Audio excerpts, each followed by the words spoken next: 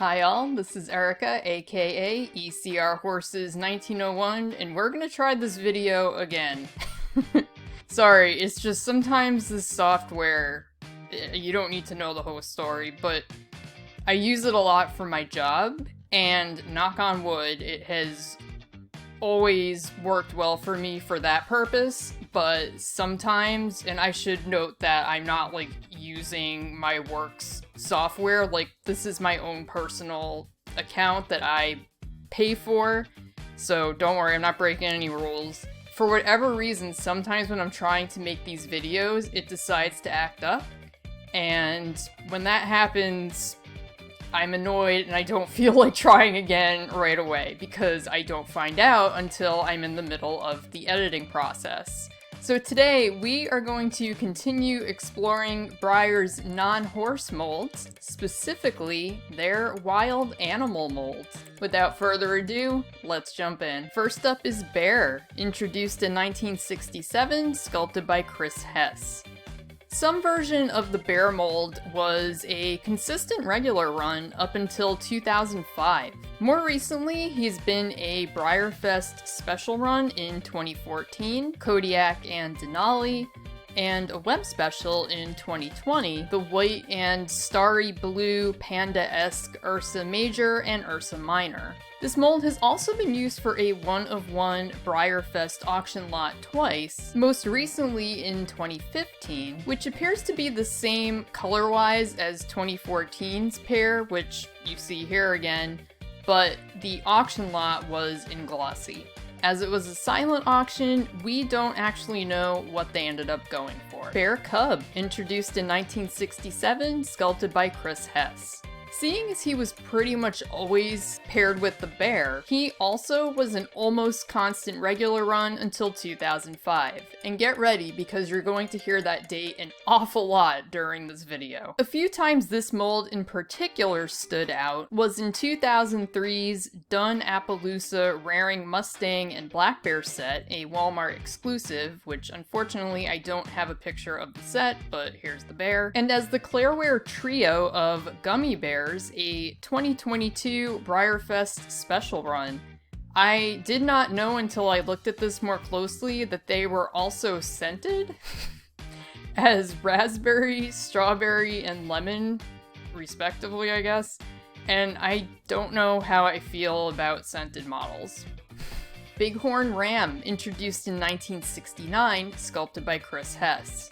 There was a definite gap in this guy's availability as a regular run, which first ended in 1980, until he was brought back in 1997, until the year which apparently ended all wild animal molds, 2005. He has been two different web special raffle models, once in 2016, a run of only 40 pieces as Rodney, a spotted brown and white ram who I rather like, also in 2022 as Montana, who is black with gold filigree, with a significantly larger run of 490 pieces.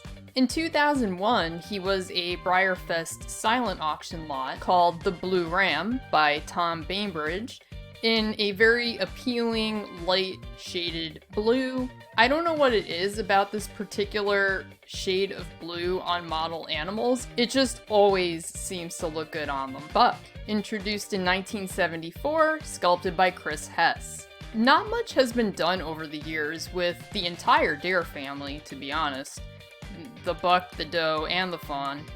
We do see slight variations in the shades of brown, and with the addition of some white markings like you see here, but overall these have not been too exciting in my opinion.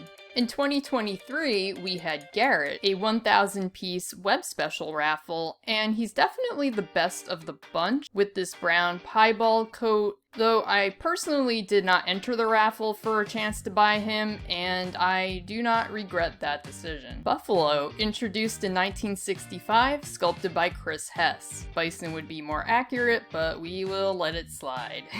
From 1965 to 1991, the bison appeared in various shades of brown that, again, were not too exciting. Then, from 1992 to 1993, he was released as Tatanka, the white buffalo, who I still think is cool. He has since come back as a standard buffalo in fits and starts, and this is actually one of the models I picked up while I wasn't actively collecting just because I like bison as an animal. He's been used for a variety of special runs and lamps.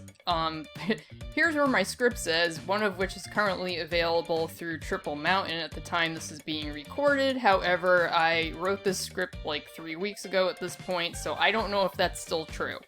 But if you're looking for a bison lamp, you might want to check and see if it is still there. He's been a Breyerfest 1-of-1 auction lot just once in 2002, literally called Funky Gray Sabino. So he's kind of an interesting guy and was sold for $1,400, which was on the higher end that year. Cougar, introduced in 2001, sculpted by Kitty Cantrell. He's a cougar in realistic colors. That's about it.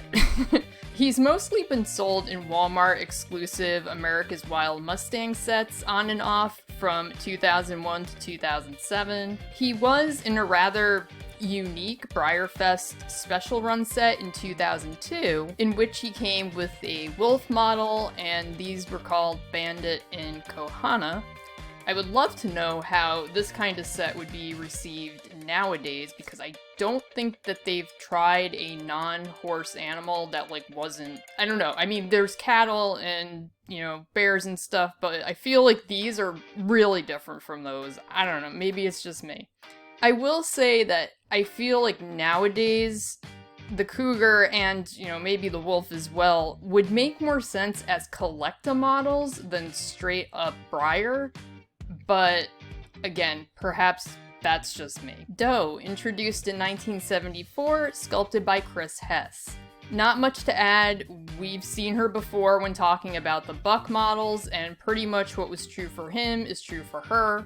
Unlike the buck, she has not yet been used as her own unique special run. Elephant, introduced in 1956, sculpted by Chris Hess. This is another mold I would not have guessed was as old as it is.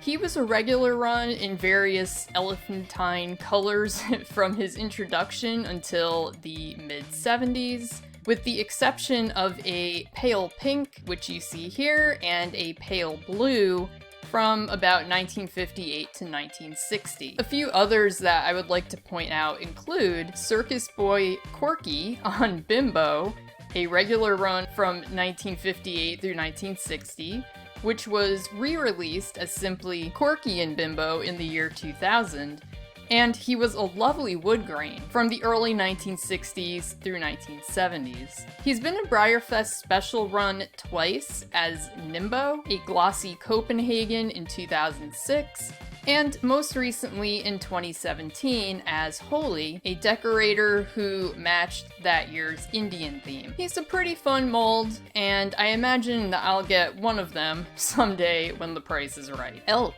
introduced in 1968, sculpted by Chris Hess. This mold was one that ended in the great 2005 regular run wildlife extinction, but he had been consistently available until then. In 2018, he was a Breyerfest special run as Inari, a brown piebald, and he's been a Breyerfest live auction lot twice, in 1998 as a gray version, who sold for just $400, and was one of the lowest selling models that year. The other lot was a white glow-in-the-dark version in 2007, who came with a Harry Potter book, according to Identifier Breyer, although it doesn't say which one, and I don't care enough to look it up. I imagine he was supposed to be a Patronus. Anyway, this one sold for $1,700, which was on the higher end for that particular year. Fawn, introduced in 1974, sculpted by Chris Hess.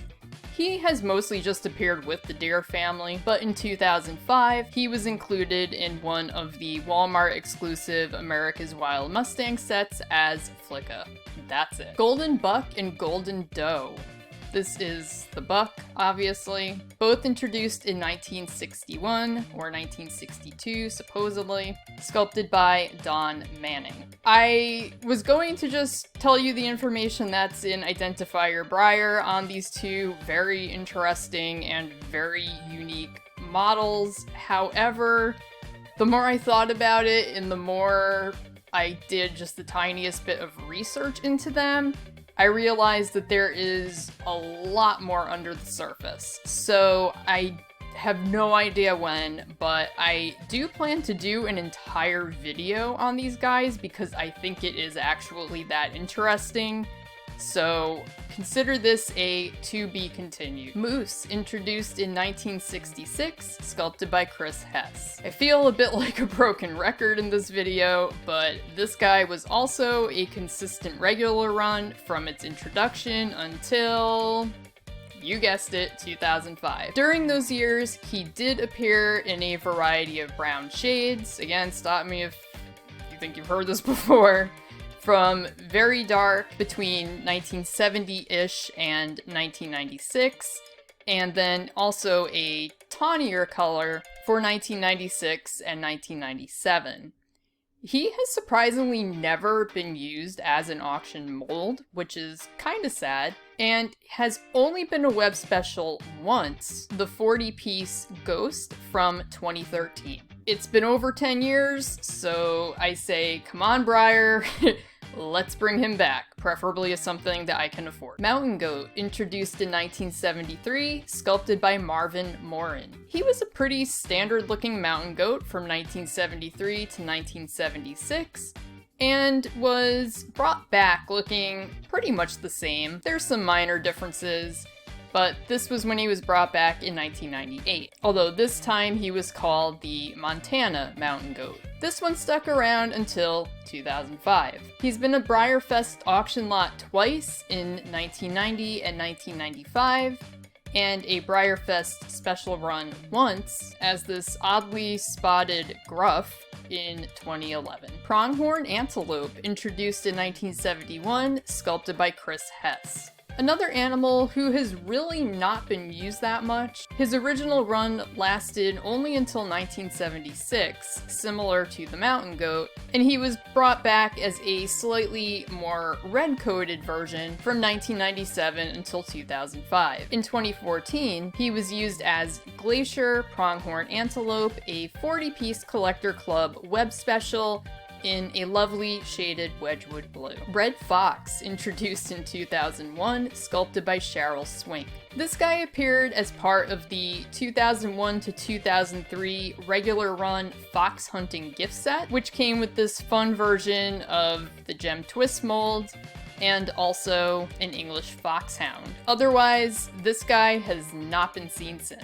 Finally, Wolf, introduced in 2001, sculpted by Cheryl Swink. This mold has been used in quite a few different sets, many for, I've mentioned it a million times before, Walmart's America's Wild Mustangs series in the 2000s. There was, of course, also that 2002 Breyerfest special run set with the Cougar model, Bandit and Kohana, which had 750 pieces made. And that is it. Going through all of these animal molds has been really interesting, and I'm glad that they have brought back most of them for Breyerfest specials or Collector Club specials throughout the various years. And frankly, as a fan of a lot of these animals, I hope that they will continue to do so. Now, next time, we are going to cover a category of Breyer models that I don't remember existing, although having gotten my hands on many years of the little pamphlets that come in the box when you buy a model from like the 90s or so, I can see that these molds were there. They were listed. I think I just kind of overlooked them because I was here for horses and not for these other animals. I am, of course, referring to Breyer's dog and cat molds. There's some really colorful characters in that lot, sometimes literally, so I look forward to reviewing them next time. Until then, if you enjoyed today's video, please give it a like and consider subscribing. And comments are always welcome, even if I did a bad job of replying last time. You know that's rare for me. And I will see you next time.